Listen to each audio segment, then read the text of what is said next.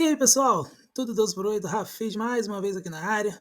Vamos dando continuidade aos nossos trabalhos e vamos falar sobre o Telos Properties, relatório de fevereiro.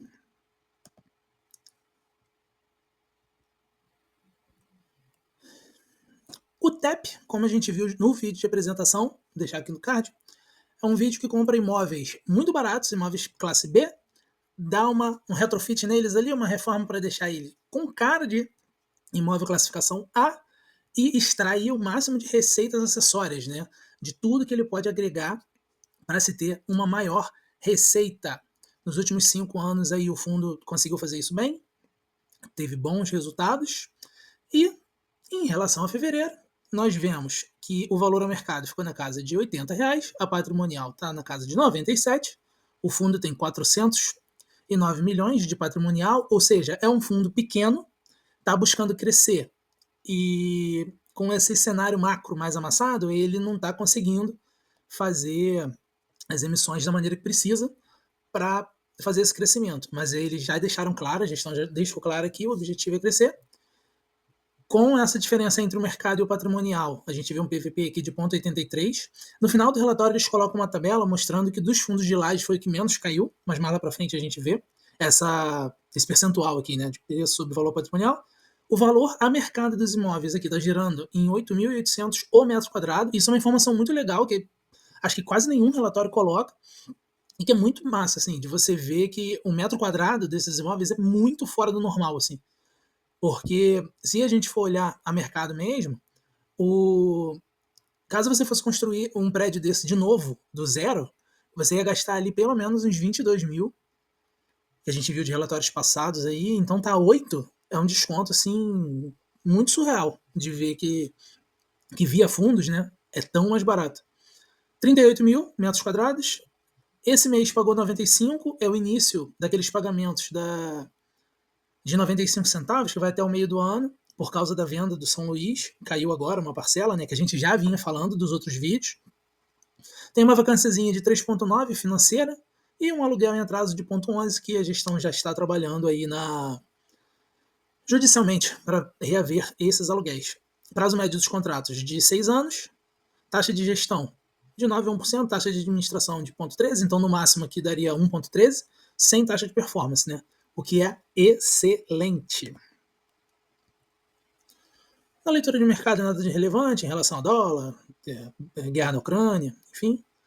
Em relação ao momento do fundo, né? De importante, a gente teve aqui o pagamento da parcela da venda do São Luís, em que o fundo teve um ganho de capital de 2,9 por cota aí, e aí vai distribuir ao longo do semestre.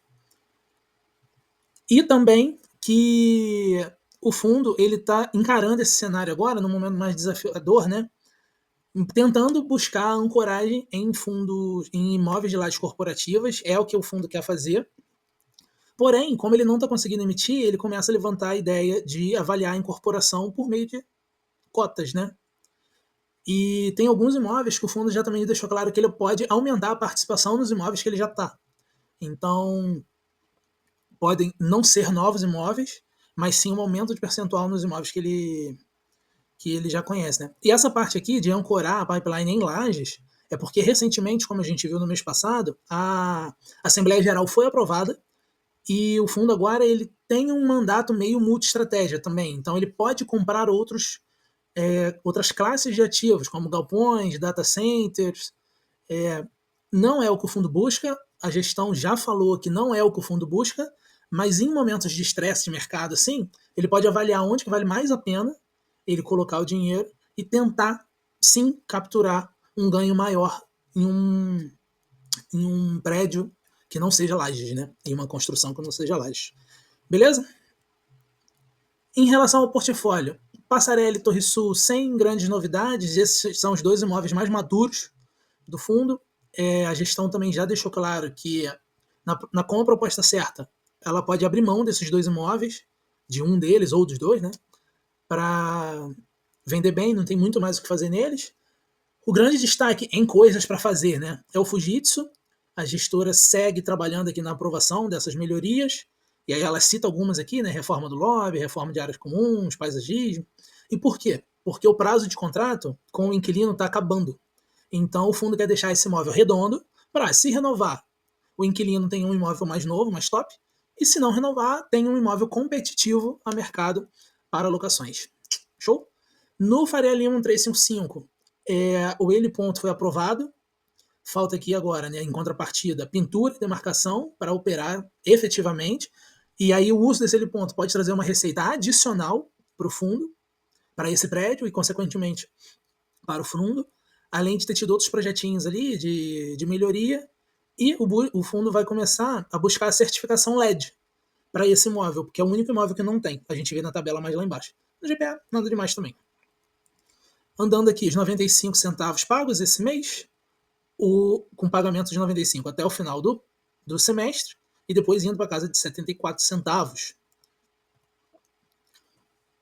A DRE desse mês deu uma bagunçada, porque entrou essa receita, né, da venda lá do CSL, então deu uma bagunçada, no sentido de que gerou 2,74, ficou 1,87 agora na reserva, mas o recorrente dos meses passados, aí ele está girando na casa de 67, 68 centavos, né? Então, para cálculo de preço, de risco, eu veria mais nessa casa de 67, 68 centavos, o que com a cota a 70 e pouco, que nem estava agora recentemente, no dia que eu estou gravando, dá um valor aí alto, né? De quase 12%. Se tivesse 70 e pouco, daria 12%, então dá ali 10%, algo do tipo. Que é muito bom para Laje, né? Um valor muito alto. Mas o fundo, pelo menos até ali o meio de 2026, tem muito valor para distribuir ainda, porque ele ainda tem a outra parcela para receber da venda do São Luís. Mas a gente vê mais para frente também. Esses dois slides aqui eles juntaram, confesso que eu não gostei muito. Preferi do jeito que estava no relatório do mês anterior, separado. Mas eles citam aqui, né, que de venda de imóveis tem 71 milhões para receber e 71,6 de aquisição para pagar, com esse demonstrativo aqui do lado, nos meses dos pagamentos e do recebimento. Com o dinheiro que entrou agora, esse mês, na DRE, o principal ele pode usar para pagar essas parcelas aqui de março, e a parcela de setembro também. Se eu lembro bem, esse casamento dava certinho, então dá para quitar essas parcelas. E no recebimento de fevereiro de 26, que é maior do que esse, então o fundo deve distribuir mais do que aqueles 95 centavos no primeiro semestre de 26, com esse pagamento ele quita essas outras duas parcelas aqui, usando o principal, e distribui o ganho de capital. Essa distribuição do ganho de capital ele coloca aqui, ó, né? Esses valores aqui é o que tem para receber e o que tem para pagar. No patrimônio final, que dá de 409 milhões, ainda tem 11 milhões para distribuir dessa outra parcela. Então o patrimônio ajustado é de 398 milhões. Compreendido? Em relação ao fluxo de caixa, ele cita que tem caixa para pagar tudo aí até julho de 2027, nesse quadradinho aqui mais clarinho, e que a partir de junho de 26 começa a pagar as amortizações dos CRIs, que estão com carência de amortização, até agora estão pagando só os juros, mas que a partir do ano que vem começa a ser pago. E mesmo com esse pagamento aqui, o fundo tem caixa para pagar tudo que precisa até julho de 2027. Mas ele cita aqui que ele, com o cenário melhorando, eles buscam um follow-on para fazer caixa, né? Ou alguns ativos de portfólio já estão em fase de maturação, que foi o que a gente falou lá em cima, do Passarelli e do Torre Sul. Com a proposta certa, no valor adequado, eles podem desinvestir e usar o principal para pagar as amortizações dessas dívidas aqui. Beleza? Os imóveis, todos, a maioria B, só o Torre Sul, que é uma classificação A. O fundo é majoritário em todas. E aqui, falando até do Fujitsu, né? Como eu acabei de falar também há uns minutinhos atrás aí, o fundo pode aumentar a participação nesse imóvel, que é o imóvel que ele vai estar botando mais energia esse ano aí, no 355 e no Fujitsu. Falou lá que ia pegar a certificação LED, né? Eu cometi até um erro falando lá em cima. Eu falei que todos tinham, mas o GPA não tem, não. E aqui eles já vão dar entrada para pegar a LED do 355 e pode aumentar a participação nesses imóveis aqui, que ele já tem, já é majoritário. Em relação aos indicadores, é tudo bem dividido no fundo, tanto aqui nos setores quanto nos imóveis. Em 2025 a gente tem poucos vencimentos de contrato e os reajustes agora em março a gente vai ter uma parcela grande de reajustes também. Vamos ver o relatório do mês que vem, né, como que isso foi repassado. Como eu tinha falado, também aí um pouco tempo atrás, né, o Fujitsu está chegando no limite aqui do prazo, né? Falta um aninho aí para o contrato terminar, então por isso que eles vão dar aquele gás. E a maioria dos contratos IPCA já. Muito bom. Como a gente viu lá no início, 3,9 de vacância financeira, muito tranquilo, 0 de vacância física. O fundo está desde novembro de 23 ó, com a vacância física zerada. É muito top mesmo. Num cenário muito adverso para a Laje, né, ele manter a vacância zerada é muito bom. Receita potencial aqui, com as carências, antecipação de aluguel e tudo mais, para dar a receita desse mês. Um pouquinho dos CRIs, né? Eles vencem lá em 2033, 34. Bons números de juros aqui, né? 6% quando foi criado no Fujitsu. Não foi a melhor coisa, mas foi bom. Esse aqui foi muito bom. No bruto é um valor alto, mas vale lembrar que o Tesouro, na época que o fundo negociou esse CRI, estava pagando IPCA mais 7,17. 7,14. Era um negócio assim.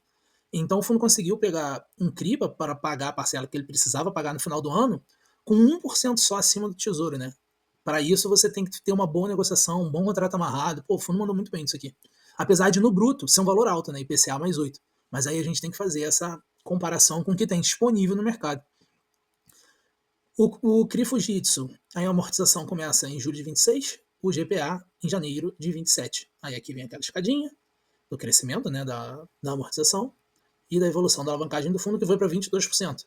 E o fundo está muito tranquilo em relação a isso, abaixo de 25% ali. Eles consideram muito saudável e o fundo lida bem. Quando ele teve a alavancagem mais alta aqui, ele conseguiu lidar bem.